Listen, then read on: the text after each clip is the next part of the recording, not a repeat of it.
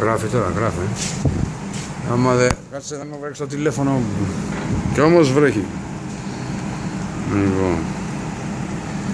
Ακούς με ιστορικό γεγονός. Τρέχα να σωθείς, τρέχα. Ραν.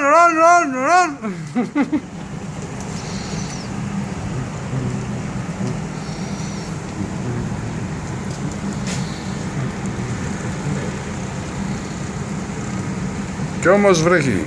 Ώρα τοπική, για να δούμε. Ναι. Δεν είναι που λέμε έπεφτε η βρόχα right through, αλλά κάτι είναι γι' αυτό. 2:30 τοπική. Πού να βγω τώρα, πνιγώ εδώ πέρα. Τα εργοταξιακά γραφεία. Εννοείται είμαι μέσα. Λοιπόν. Ναι, και όμως σπάμε σε λίγο το απίστευτο ρεκόρ βροχής των 10 λεπτών και 35 δευτερολέπτων. Θα σας δείξω ένα μικρό κομμάτι εγώ, το 1,5 λεπτού. Για να δω.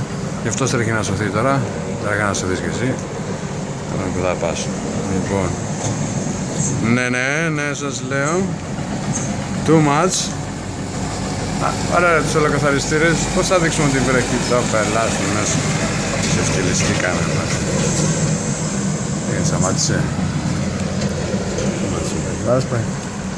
Που λένε περπατώ στη βροχή. Λοιπόν.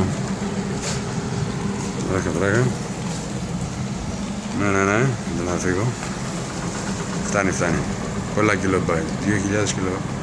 23.000 κιλομπάιτ. Σιγά μιλάμε. Τα υπόλοιπα. Λοιπόν, αυτό ήταν λοιπόν η σημερινή μας βροχή. Τα λέμε. Με τούτα λέρ.